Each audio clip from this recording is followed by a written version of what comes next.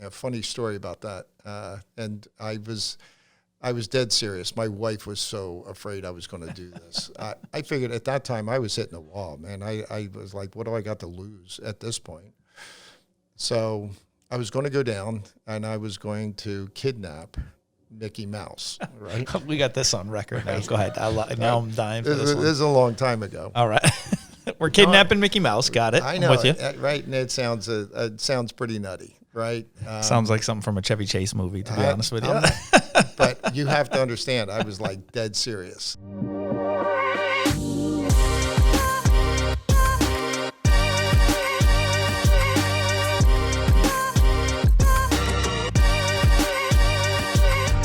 Welcome to the Founder's Story podcast, where we learn from entrepreneurs about their journey from their first inspiration to their first employee and even the steps they took to become the powerhouses they are today.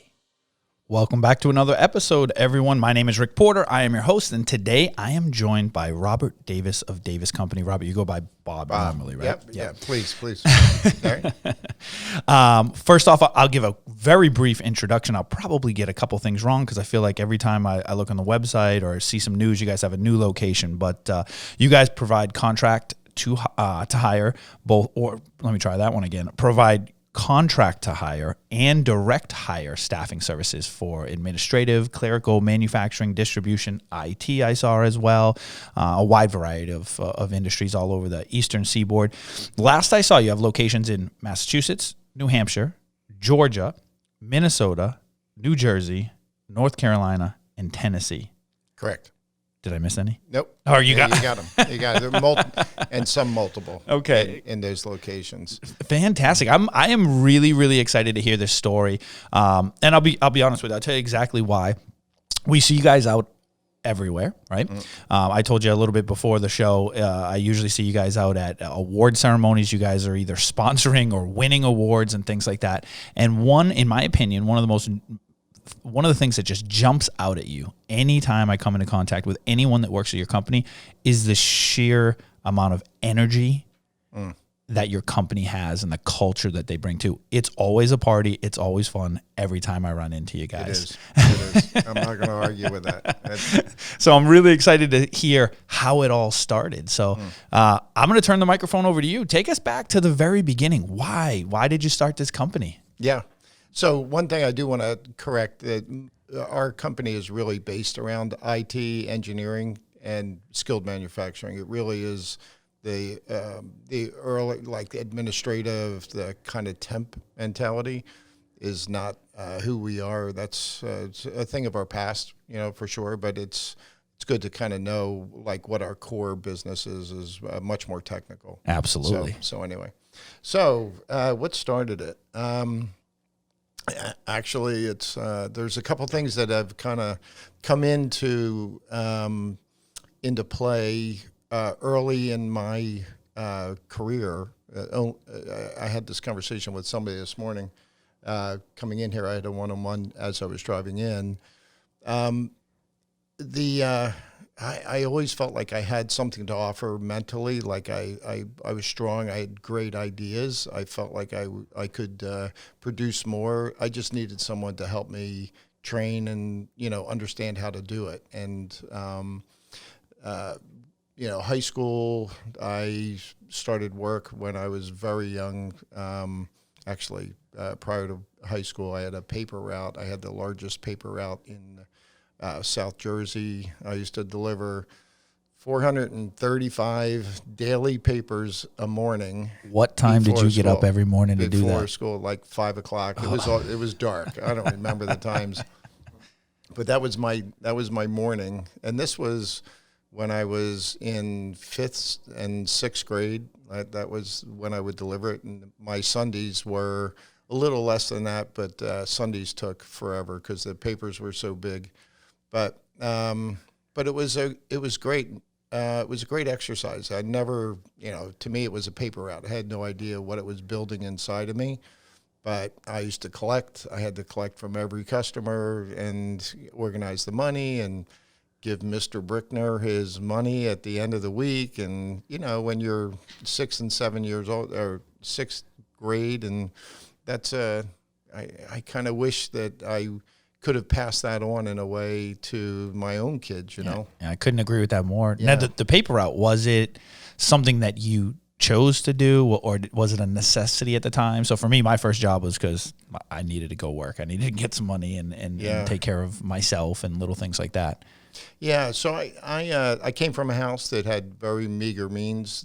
So we lived in a 2-bedroom apartment. There was one of 5. I had 2 stepbrother and a stepsister, which made us one of 7. It was you had to fend for yourself for the most part. I don't remember ever feeling like I had to go to work. It was just an opportunity for me to grab money and what else are you going to do when you're in 5th and 6th grade? So it didn't. The money I earned, I built a mini bike, and it wasn't like it was fun money. Yeah, it wasn't going into a savings account. It was it was being spent on Bob stuff for sure. But anyway, kind of fast forward that. That's what started, I think, just my thinking in terms of work and earning supportable income, and that never stopped. I had a job all through school. Always had a job, either working at a gas station or cutting lawns or doing something, which I think undermined ultimately in high school. I left high school in 10th grade. I quit, and I had a full-time job at the time. So it was just I would have rather worked than go to school, and I didn't feel like I needed it. So that was that's how that got started. Went to work for a neighbor, driving a tractor trailer, hauling Riuniti wine across country from Farmington, New York, out on Long Island, and typically all the way to L.A. I would have 40 or 50 stops of wine that I would drop off, and this was when I was 17. I was just going to say, you're not even old enough to drink this stuff yet. No, I was. I actually, it was kind of cool because Jersey lowered their drinking age to 18 so when I turned 18. So it was not that mattered. I was pretty headstrong. So I did that for 3.5 years. Learned that was my undergraduate degree in every respect. Mm-hmm. I can't tell you how much I pull from that time today still, of just learning about people, learning about how things work, how to get things done. I use it all the time. You figure it out. It helped you make it make sense. So I was around 20 years old, and I had left that Riuniti to a local freight company driving, and it was a Teamsters job, and I was working full-time with them up until like 25 days of straight time, and then they have to let you go because if you go 27 days or 28 days, they have to put you on the Teamster roster. So the company would kind of push you off. Okay. So I was pretty bummed about it because I thought I was actually going to get on the roster. And but then I thought the company, the 2 people before me ended up getting on the roster because they weren't paying attention to how many days they worked, and they got on. So I said to the guy, what if those people work for me? If they work for me, could they just work here full time, and you wouldn't have to deal with a roster? Yeah. And so they talked about it. The company was Yellow Freight. They said, that's a great idea. So I I stumbled into this temporary driver thing. Provided, I don't know, 4 or 5 drivers that were working for me, but working at Yellow Freight, and they were straight on until I had a visit from somebody from Teamsters. I already knew where this story was going. Yeah, I got a healthy visit.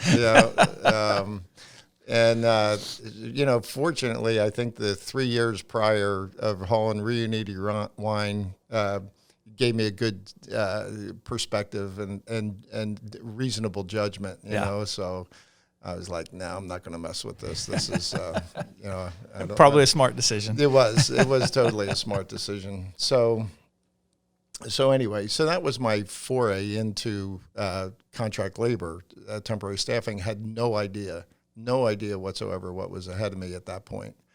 When I left there, one of the things that I was doing in the background was getting my pilot's license. I was learning to fly, and it was something that I had wanted to go into the military and fly in the military.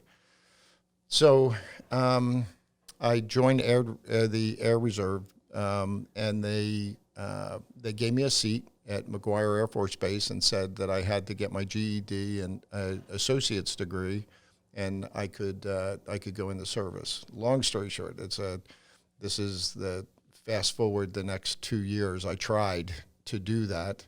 I have a lazy left eye, so I couldn't pass the physical to fly what I wanted to fly, and I had the opportunity to get out, so I did. I opted out. I kind of call it my most responsible decision because all I wanted to do was fly. Yeah. I wanted to control the airplane. I didn't want to sit in the back seat, but it was pretty attractive. Anyway, so I get out of there and I go and talk to a staffing agency in Philadelphia, and I went in and I had no idea what I wanted to do. I just felt like I had something to offer, and I didn't have anything that was, I didn't have a skill at the time that I felt like was marketable or had something that, somebody would hire me for to use my brain. So I met with the president of the company at the agency, just, as opportunity would have it. And he said, you know what, Bob? He said, why don't you come here? He said, work here. He said, you'll get a bird's eye view of every job that comes across our desk. And if you like something and you think you fit it, then jump on it. Like, wow, I mean, that's just a no-lose situation. Yeah, so, absolutely. Yeah, I jumped on it. So anyway. Mid-20s at this point? Yes, 23-ish, Okay. 24, right? So, the president and I hit it off early on. We used to do these recruiting trips where we would take RCA out and we would go try to invade a particular area of technology with, a client. So I did a lot of defense recruiting back then. So Martin Marietta, Lockheed, we would go to other defense contractors and advertise and do kind of like a recruiting 2-week campaign, which we would bring managers from those companies, and for 2 weeks we would just hit it hard of trying to steal people out of the other companies. But one of the things that happened as a result of that was, my soul actually started to hurt because you're there with all these managers that just are away from home. They're just want to get nuts. Yep. So you're just on 2 weeks of a bender, entertaining these people, and they're looking to go out and have a good time. Yeah. So anyway, I had an opportunity to open an office in Boston for that company, and I did. So I got up here. My wife came up with me a couple times, and we decided to move up. So that's what that's how I got to New England, and that was in 1983. So. It was shortly after that. The one thing about the president of the company that him and I didn't see eye to eye on was I was pretty headstrong on my beliefs. I felt like I had good ideas, and I didn't want to have to sit down and just be a good lemming. And that's what he wanted for the most part, out of me, once I kind of got to the level, and I was a vice president at the time. Once I got to that level, he wanted me to be a better follower than necessarily a leader. Sure. So in June, I decided that I was going to leave there and started our company. So July 25th was our first day of business for the Davis Companies, 1985. That's how we actually got to that point. Now, did you start off as you were the only employee? Yeah. Okay. Oh, yeah. You started off all by yourself. Yeah. In one of the bedrooms, I was in the house, and it was a dry 3 months. I can remember just hitting a wall. Just no income. I borrowed some money off my parents. I think I borrowed $9,000 at the time, which was enough to kind of get us through. And it took 3 months for me to generate $1, for a business. But then it started to make sense. Within 6 months, I hired our first employee with no salary, 100% commission. She was really hired to keep me sitting in my seat, because every time I'd have a good phone call by myself, I'd make the call, get up and go shoot darts or go in the kitchen or do whatever. But I was like, I needed somebody to help me stay focused. And this first employee was every bit of that person, just kind of kept me on track. And she was also a good contributor as well. So while that's happening, 1981 or 1982, we had our first child. Okay. 1985, we had our second child. And when we started the company, my wife was pregnant with our third.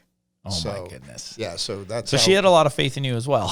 Oh, man, I got to tell you, she was like, are you sure about this? Her faith came, but she was much more, she was a CPA. Okay. So she's a dollar and cents, black and white.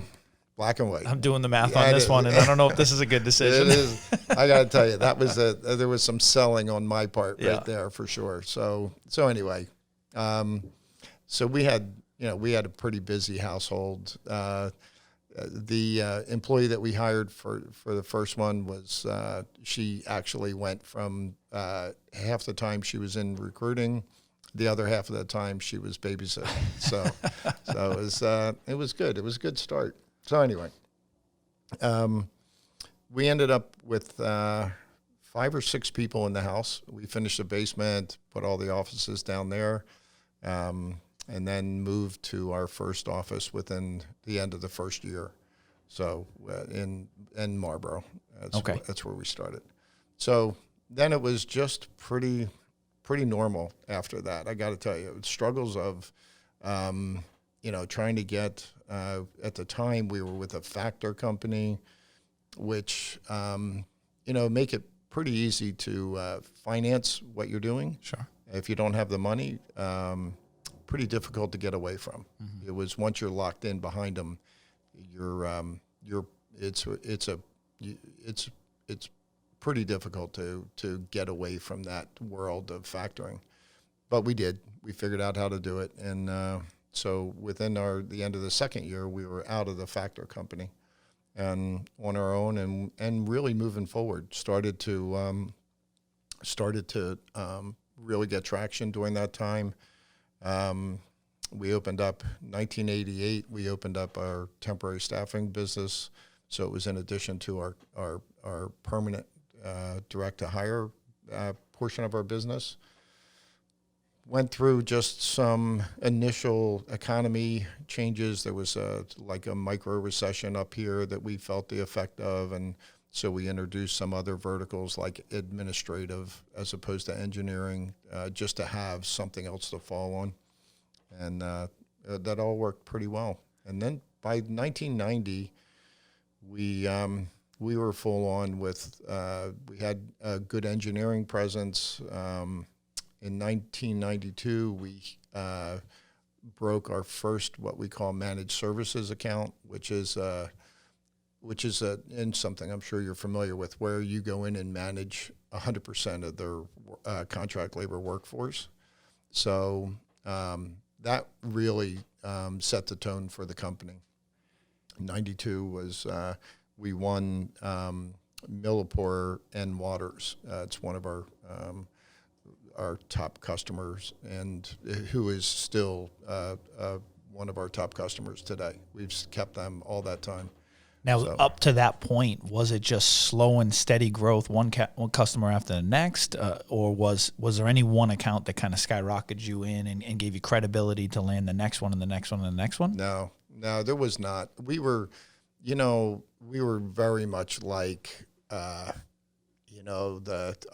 describe it as in the landscape business,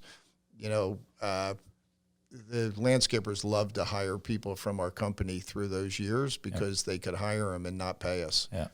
So, and we were happy to record the business only to find out that, you're not getting paid for it. We're not going to get paid for any of this stuff. So, we went through enormous bad debt, a horrible learning curve of all that, So, anyway, the first real step, big step forward, solid step forward was in '92 when we landed our first managed services account. So that we by that time had the third child and the fourth child. So we were a pretty busy household. We from a personal perspective, both my wife and I look back and just now with our kids having kids, trying to start the business, run the business, bring up 4 kids. That I'm not sure how we did it. I don't remember it being particularly difficult, but when I look at how difficult it is now, it's like we were either in a, consistently inebriated or I'm not sure. We did it though. Yeah. So the one thing that was kind of really apparent that in the company was our culture. We were always focused on hiring the right people culture-wise, and we have right from the beginning we have a kind of belief in the 3 pillars of our business. You have to tend to and be faithful to is culture, growth, and profitability. And those are, the table can't stand with any of those missing. And I think we've done a really good job. Sometimes, at times, one better than another, but we've always managed to kind of keep a reasonable balance on those 3. And it's come off. It's come off well that way. Absolutely. I've met your staff. I've met them before, and I would absolutely say it. That's the first thing you notice about your company is the culture and the energy they have behind them everywhere they go. Right. Now, so you started off in Massachusetts, Boston area, or Marlborough, pardon me. And when did you make the decision to open up outside of this Massachusetts area? So during those years, we continued to grow with our managed services. Our managed services piece, which means that's a client that we manage 100% of their workforce. Yeah. So, and they're typically, hundreds of employees at that facility, right? So, and when you're doing that locally, that's great. But when they open up another facility or they acquire a client somewhere, their expectation was that you're going to be there. You're going to take care of us not only here but there too. So honestly, our footprint by we had already been ranked in Inc. 500 in '96. We were ranked in Inc. 500 in the as the 60th fastest growing company in the country. at the Inc. 500 list. Wow. So that was our first ranking, and we ended up with 6 consecutive years of being on that list from that point forward. Which is an incredible achievement. That is unbelievable. It was awesome. It was really spectacular, and it had to do with the managed services piece, because we would get, when we won a client, we would win, $3, $4, $7 million in revenue off of that client. So it was pretty quick. We grew really quick. It was easy to make the list when you're growing like that. So we had to, but the biggest thing we had to do is we had to step up to the growth piece, because our clients expected us to be where they were. So in 98, 99, we had our Southeast region, which we had multiple offices down in the Atlanta area. Our Southwest region, which we had Dallas and that whole area, multiple offices.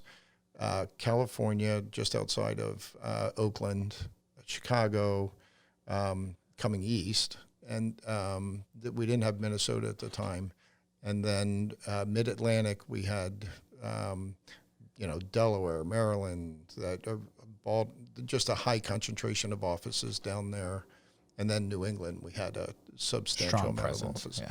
All because of clients that needed us to be where they were to support their growth and where they were going. So we had expected to go, at that point in time, 99, we had started putting the wheels in motion to go public, because our industry was that's what we were doing. Our industry was rolling up companies like ours and acquiring other companies, taking them public, and it was a good story. Then the .com kind of bubble hit. Yep. We were heavy manufacturing. The manufacturing piece hit at the same time. So that recession of 2001, 2001 really cleaned our clock. We were, we dropped in size. Pretty ugly. We were at 68 million in 2000, and we dropped back to 19 million in 2002. Wow. That was our journey backwards. All those clients that we won at 4 and 5 million at a crack, we lost 4 or 5 million at a crack. When they left big. They would pull out an immense amount of people. So we had 122 internal employees in Davis in all those offices. We had to shut down all the West Coast, Southwest, Chicago, everything in the middle. We had to shut it all down. We went from 122 employees down to 36 employees inside of Davis, and by 2002. So the company had you talk about hitting an overpass with it stopped pretty quickly. It was a big test of mettle. It really was. It was like not anything I had ever experienced. Didn't have good answers. Didn't have couldn't rely on my trucking time to pull, how the hell you navigate these waters. But the one thing that was important to me was the name of the company, was the fact that we were going to do the right thing. My creditors were going to get paid. It was suggested a couple of times, why don't we just fold it and let it go? And I felt like we had too much still left in the company that would have been an easier way out. It was the way out some of our clients took. Some of the really bad things that happened during that time were, in addition to the economy and everything, there were companies starting to pull. Like, we won the Disney contract. They had a company called Toy Smart, which is, when you think of today, it would have been so brilliant, right? It was a great company. The whole purpose of the company was to get to buy all of your toys and Christmas and everything online. Imagine that, right? Yeah. So Disney owned 42%, 62% of the company, and they started this company called Toy Smart, and we had almost 500 employees in that company when they pulled the plug out.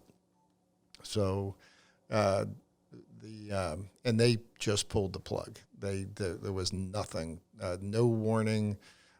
They just said it doesn't make good economic sense for us. So they owed us $1.4 million in payroll, and they walked from it. And Yeah, they shut the business down. Yeah. They literally shut the business down.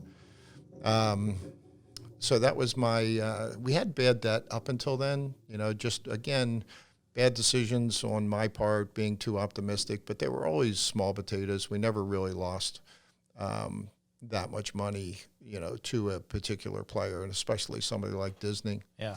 And a funny story about that. And I was dead serious. My wife was so afraid I was going to do this. I figured at that time I was hitting a wall, man. I was like, what do I got to lose at this point? So I was going to go down, and I was going to kidnap Mickey Mouse, right? We got this on record now. Go ahead. Now I'm dying for this one. This is a long time ago. All right. We're kidnapping Mickey Mouse. Got it. I know. I'm with you. Right? And it sounds pretty nutty, right?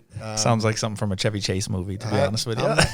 But you have to understand, I was like dead serious. I was dead serious. And when I talked to people about it, after I got done talking to them, they were like, oh, I can't argue with you, because I felt like I'm not going to do anything to Mickey Mouse. It's Mickey Mouse, right? I wouldn't hurt him.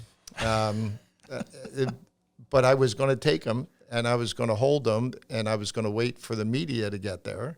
And I was going to just say, no, I need you guys to listen. This is, Disney basically walked away, and they had a fleet of attorneys that this corporate veil, they were going to protect it. So give you $1.4 million, I'll give you Mickey Mouse back. Yeah, no kidding, right? Or just the PR. Let's keep this thing under the rug, right? So anyway, it didn't happen. Although I still think if I had it to do over again, I should have pushed harder.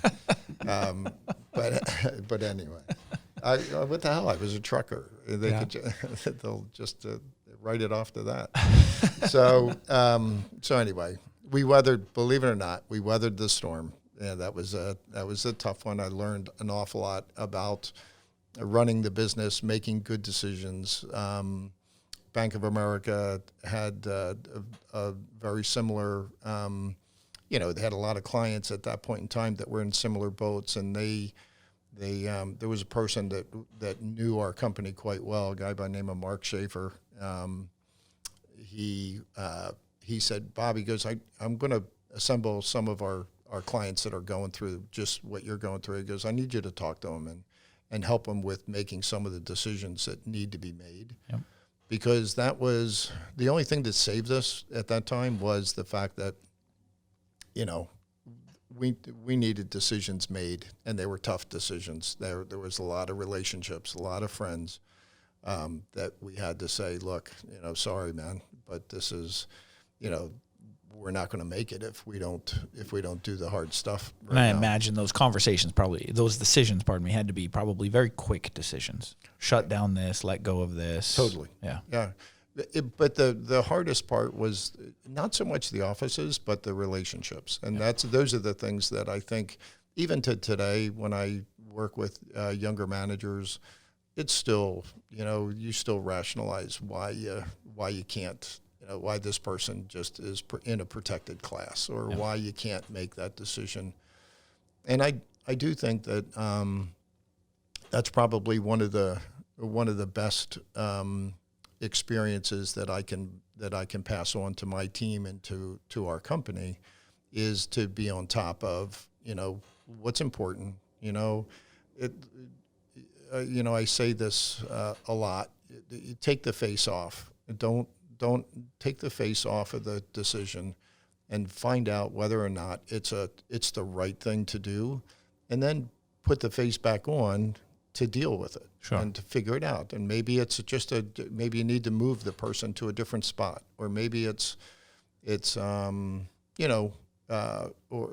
you need to, if it is going to be a turnover, then you need to kind of do what you need to do to make it your type of turnover, that it fits into your culture, which means if you have to work harder, if it's going to cost you a little bit more money than to do it the right way, then do it the right way, and sleep at night kind of thing. So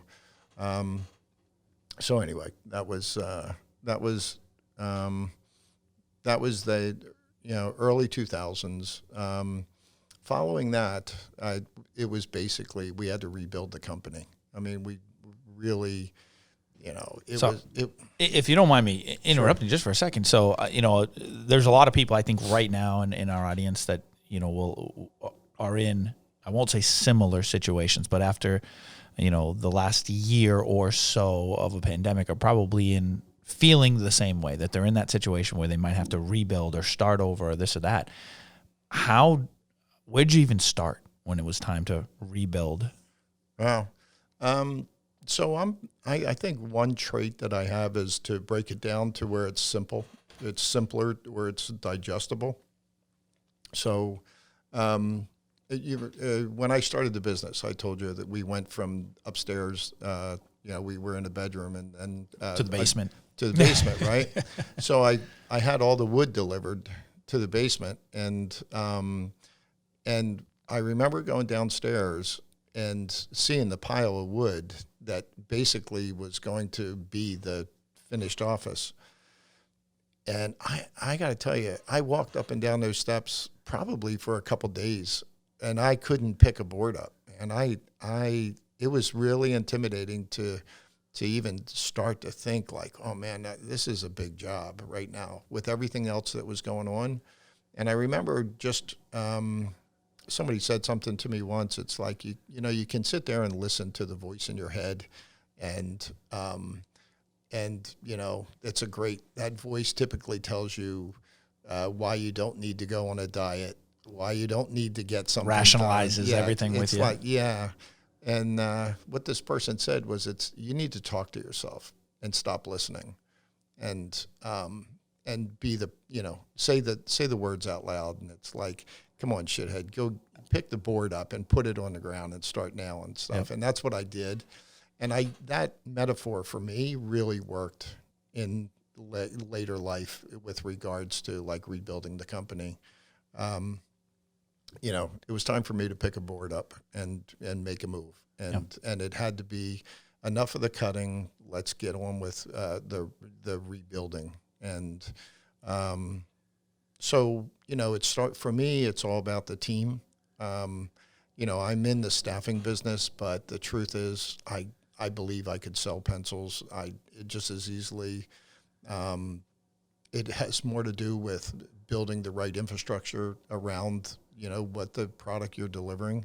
And if you can build the right team and you have the right team motivated and incented and on board with where you're going, you can do anything. You can build a company. It doesn't matter. It really is about the belief in where you're going and the opportunity. Yeah, and I've met a lot of your staff members, and I can say that they definitely are bought in to the culture that you talked about, right? They're definitely on board with that.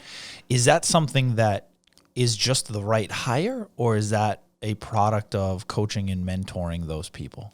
Both. It's definitely both. We have turnover. We hire people that we shouldn't have hired, just like everybody else. You have to recognize that. And those people typically are people that don't, they're either not taking their career seriously now, right, at the time, or their beliefs in what they want to do from an occupation, how much they want to commit to their company, are different than ours. Sure. Period. I think there's there's a responsibility coming to work at our company on the employees' part they have to be bought into the fact that we are a family business. And I don't mean that we, there is family in the business. I get to work with both my sons and my son-in-law, but the truth is, I mean, I have 30-year employees that, high 20-year employees that are sisters, and they are, as close to me. I've watched their kids grow, and the point being is that it starts, if you don't take that attitude right from the beginning, that's not something that all of a sudden happens at 15 years. Yeah. It happens at the first day of work. Yep. And those people are so important to the rebuilding piece of the company, because Bob Davis isn't going to do it. I'll be a part of it, but the truth is I need people that are bought into the cause, and that are bought into the belief that the company is, this is a good thing. If I got to spend the rest of my life or the next 20 years working, damn, let me spend it at a place that I'm appreciated, that I feel is my company. Yep. And if you can make that environment a reality, it does so much of the heavy lifting. It really does. It kind of gets it going. So the problem is, and I find from a management perspective, it's one thing to hire the right person. It's promoting folks into leadership roles that, is equally as difficult, Yep. Because, when you start introducing things like egos and misaligned kind of like initiatives that are, based on individuals, things can go sideways pretty quickly, and I think that's, making sure that our management team is aligned and that we're bought into, and that we talk. We spend our mid-team and executive team spends a lot of time, together, either at a retreat or, just, spending time planning the future and being candid with one another, and, operating with your heart as much as your head, Absolutely. So. Now, if we can, I want to talk about the management team for just a little bit. So are you at the point now in your company's history where you're still at the helm and still involved in the decision-making, or have you brought in teams and managers to kind of run the day-to-day for you? What kind of role do you take on still today? Yeah. That's a funny discussion in the company all the time. Usually, and I start it. I look at myself, and when the senior team hears this, they'll be like, I can't believe he said that. I'm like the elder chief on the tribe, okay, and that has the teepee in the back of the village that's got smoke coming out of the top of it. And they come grab the elder and be like, oh, hey, what's up with this, or whatever. And they would push back really hard on that and say, no, that's just not true. You're much more in the forefront. And I think I'm still pretty involved in the business for sure. There's some weeks where it's like, with the pandemic, I would say our hours of work have been 50 to 60 hours a week, just because nobody's traveling. Sure. My commute to work is 2 hours, so wow. I live in Sunapee and work in Marlborough. So the majority of the time that I drive is my one-on-ones with my team, and so that's all work time for me. So I get a lot done during that time. But the simple truth is the executive team of the company is really running the company. They know where they're going. They understand the three pillars and how important they are. They totally buy into it. It's their that's their world. Yeah. It's no longer the Davis world. That if they left and went anywhere else, I believe they would take that with them, and that is, that's the right way to operate. So, I'm 66, so still pretty active. So I don't, I'm not a golfer, which is really funny in the company, because we're pulled to go golfing and Constantly, I'm constantly, sure. Yeah. So, but we have my oldest son is the president, and he runs Minnesota and New Jersey, as well as a lot of the kind of more forward-facing, client-facing. He is much more the face of Davis these days, which is perfect. Patrick, my youngest son, is CTO. He's heads up all the technology piece, which fits both personalities of those guys perfectly. Sure. So now your oldest, he's the one that runs around with the crazy colored socks. Crazy colored socks. He's the sock guy, right? Yeah, I met him at an awards ceremony. Yeah. Once, and he was talking about his socks, and I said, that's strange. Yeah. So the very next award ceremony, I wore some crazy socks, and when I got on stage, I showed him my socks as well. Yeah, I think I remember that. Was that in Worcester? Yeah, it was in Worcester at Beechwood Hotel. I remember that. Yeah. No, that's great. And so, for our listeners who are entrepreneurs and they're growing their companies, and I think a lot of our listeners are on the earlier stages of growing their companies. But for those of the listeners who are further along, making that transition to bringing in family or any type of executive in, how easy or difficult was that transition, bringing them in and handing off some of the responsibility to them? Well, I can't speak to, I can only speak to my situation, and that has very much to do with your relationship with your child, your relative. You have to buy into the fact that you're putting yourself in a position where, when I say take the face off, it's pretty hard to take the face off of your kids. Yeah. Right. Yep.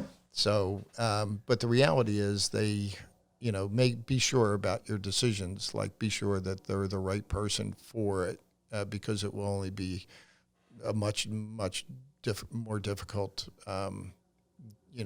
change at a later time. But I think that the change for us, we started with a coach, probably 3 years ago. And it was we've had two coaches since, and the coaches just to help me and the team, my kind of like kids and the team communicate. Yep. And keep what's important, which is, at some point in time, I'm moving on. Sure. And they need to step up, and, how do they really own it when I'm still there? And it's I'm an easy person to go to, and my door's open all the time. It's I can undermine that initiative in a heartbeat, just because of my own situation. Like, I still want to be important, I still want to be useful.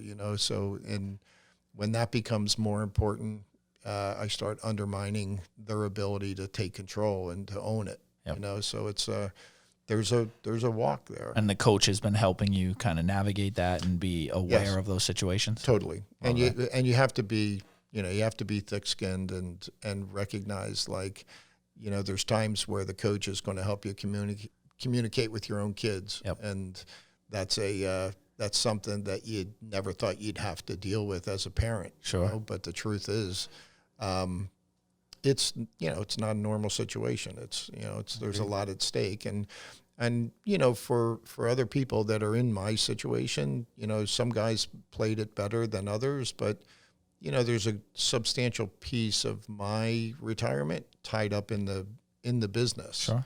So so the business has to be able to support that, that change, and so that planning has to take place the whole time. Absolutely. And I swear I wasn't leading this conversation, but as you look towards the future for the company, what's the future look like? Oh, I love doing my job's never been better than it is right now. It's spectacular. It really is, because I'm a hobby nut. I still fly a lot. My aviation career, I have started other businesses that were really successful in the aviation world. I was really lucky for, so I'm still pretty active in the aviation side of things. So my plan is to fly more, to be out there more, and I think that's. I'm still going to be around. I don't see myself retiring in that I won't be available. I'm not going to, I think I'll still be a resource for the company. Sure. But, they're doing fine. They're doing a great job. My time is valuable less and less in that regard, in walking them there. So, and in doing so, you probably set up the Davis companies for future and a good, strong, healthy future with a team that's going to manage it very, very well into the future. They're doing it now.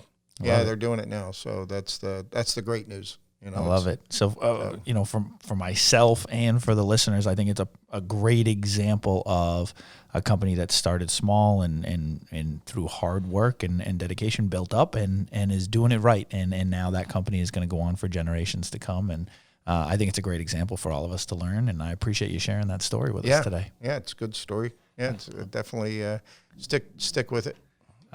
Absolutely. Thanks so much for being on the show. I appreciate it. I love it. Yeah. All right. Thanks, guys, for checking into another episode. We'll see you guys next time.